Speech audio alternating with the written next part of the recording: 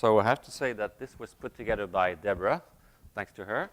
So this is really what she received as about 1 week ago. So I'll try to give good justice to your poster. My apology in advance if I say stupid things about them. So there's quite a few to go through, so let's go. How do we fire this up? Can't use PCs.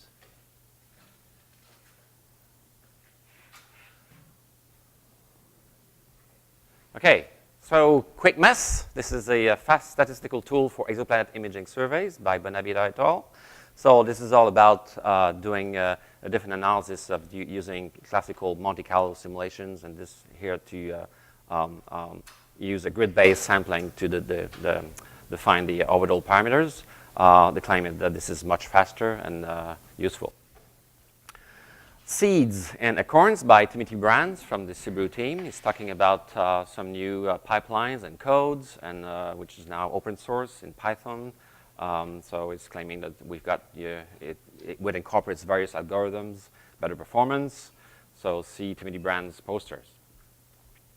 Lead Close with the Magellan team. He's talking about the AO system on Magellan. And he's talking about a new differential imaging techniques using differential imaging in and out of H-alpha. So we're talking about doing visible AO here. This is very exciting. And so you can see the contrasts here that are expected for young stars to see evidence of accretions of planets. And there's some advertisements from other posters from the same team, and on silhouette disks, beta peak planets, exoplanet with MAGAO, and debris disks on some other sessions.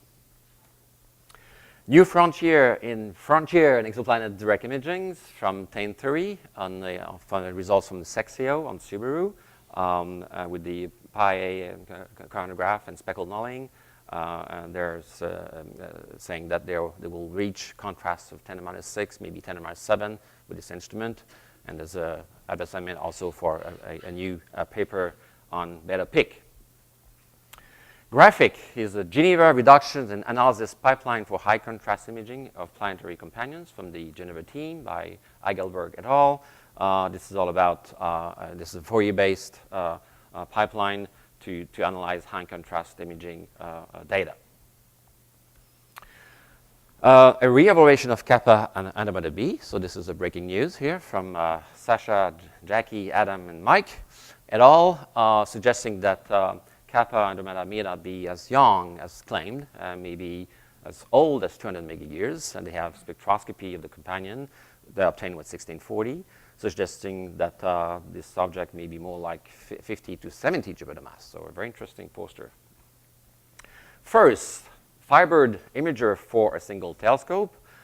This is by Hubi et al. This is really an implementation of the pupil reimaging technique based on aperture masking interferometry and using single mode fibers. This was done on the LIC 3-meter telescope. They have observations of the binary system Capella, and they were able to derive flux ratios and stellar parameters, so it works.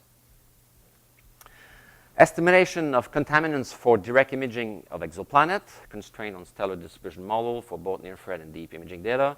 So this poster and this work is all about assessing the contaminant that one gets when you do high contrast imaging. This time they've used near-infrared data and deep imaging data. And so they do comparison between actual number counts and real and with the model and the application of that. GPI status. GPI is basically done. It's been under acceptance testing since last February. In fact, those tests are finishing this week. The pre-ship review is scheduled for early July. And the number to remember is its contrast of 5 sigma 1 hour of 3 times to -7 in 1 hour in H-band. So this bugger will be out of Santa Cruz in August. Go GPI, go. So now LOCI, which stands for locally optimized combination of images and image processing algorithms. Christian is proposing a new one, TLOCI, which makes use of templates, this time optimizing single noise of the companion as opposed to minimizing the noise that LOCI does, which has advantage for detections and throughputs. News from Dimitri Maouet and his team about this very interesting vortex chronograph implemented on NACO. So we now have diamonds into NACO. They are achieving a very impressive 0.9 lambda OVD, inner working angle. So Dimitri won't tell us how deep they go into these regions, but you have to go and see his poster to find out. Orbital determination with MCMC, Markov chains Monte Carlo. So this is about a new method for determining orbital elements that are presumably better than classical techniques, with an application to the Tabu system by Kyle Mead from Tokyo. News from the Sphere, IFS. The names are not there. I'm sorry, I forgot those guys. But they're from the Sphere consortium. So this is actual real data of the IFS. On the left, the raw and the reduced data obtained in the lab in Grenoble. And they're achieving contrast slightly better than, in fact, much better than 10 to minus 6. So really competitive with GPI. Some news on the new algorithms by Meshkat and et al. Using this time principal component analysis and comparing that with Loki with an application to FOMOD data obtained on the VLT. And you can see that, well, it seems to be improving by half to maybe 1 magnitude better at all separations. And they're giving limits for the presence of a planet inwards of Fomalhaut. First Palomar XAO imaging signs obtained on Palomar with the 2000 actuator system using with application to this debris disk. This is done by Stan Mechev, Stony Brook. So go and see his poster. Presumably his name is on the poster.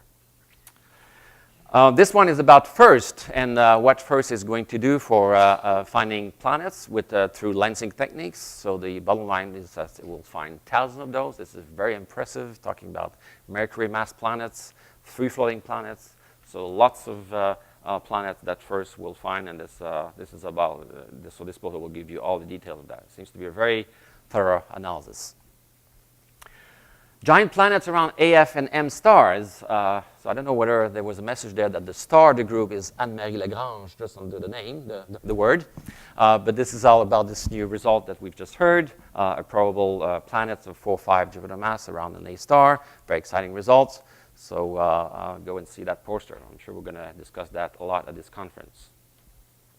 Direct imaging of long period radial velocity targets with Nikki on Gemini South from Grim Salter from New South Wales. So the idea here is that these guys have probably the longest baseline of radial velocity data. So they have trending, they have counted with trends. So they try to get the images using Nikki.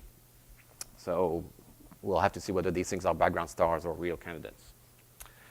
Scheduling, campaign scheduling analysis for the Gemini Planet Imager by Dimitri Stravinsky. So the idea here is to assess the output of the GPI campaign. So all the black circles are planets that one expects to detect. And this is a very important tool to, and that includes the latest radius distribution from Kepler.